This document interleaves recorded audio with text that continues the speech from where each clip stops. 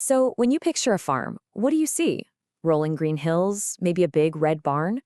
Well, what if I told you the future of farming looks a lot more like a city skyscraper?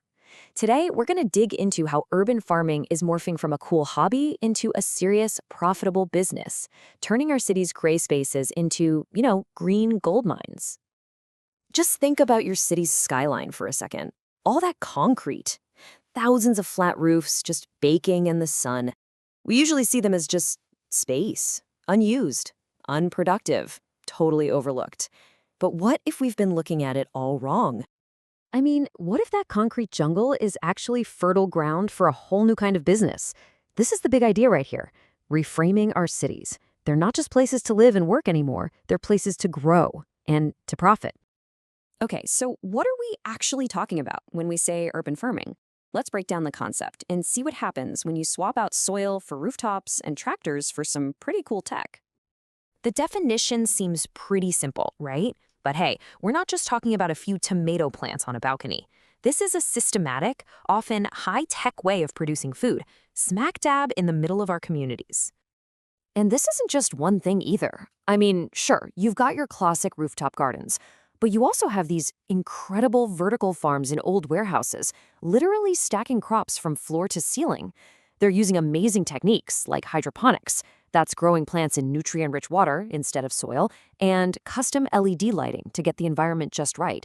You can maximize your harvest in a seriously tiny footprint.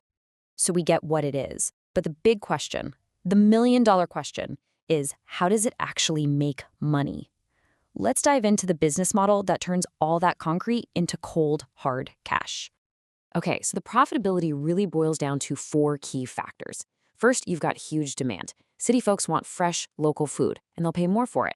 That leads directly to premium pricing. This isn't your standard grocery store stuff. On top of that, governments are often happy to help out, offering grants and tax breaks for green projects. And the really smart farms add another layer of income by becoming community hubs, running workshops and tours. So you've got the demand, you can charge premium prices, and maybe even get some government support. That's all great fuel, but what does the engine actually look like? How do you build a real business out of all this? Well, the options are surprisingly diverse. You could go for a rooftop-to-table model, supplying local restaurants that are dying for the freshest possible ingredients. Or you could build a subscription box service, which gives you a steady, scalable income from local residents.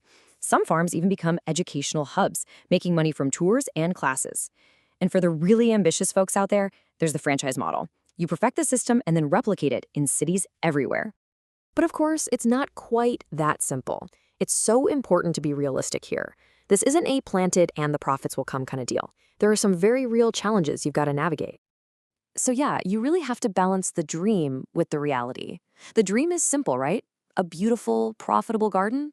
But the reality is a machine with a lot of moving parts. It takes serious upfront planning and investment, a deep understanding of your crop cycles, and, oh yeah, you got to figure out how to navigate all the city regulations and zoning laws. It's a real business with real operational hurdles. But look, these challenges aren't roadblocks. They're just part of the map. For entrepreneurs who approach this strategically, who measure twice and cut once, and who build the right partnerships, the rewards for their bottom line and for their community can be absolutely huge. So let's zoom out and look at the big picture for a minute, because this is more than just a few clever businesses. It really represents a fundamental shift in how we think about our cities, our food, and our local economies. This right here is the double win of urban farming. You're not just creating a business, you're creating a little micro ecosystem. You're literally transforming dead, unused space into something that's alive, thriving, and financially productive. And that's what makes this whole idea so powerful. It's a business where profit and purpose aren't fighting each other. You can build a successful company while also making a real, tangible, positive impact. We're talking sustainability. So the next time you look up at those flat, empty rooftops, don't just see concrete, see potential. Your city has acres of it, just waiting for a new idea to take root. The only question left is, what will you grow?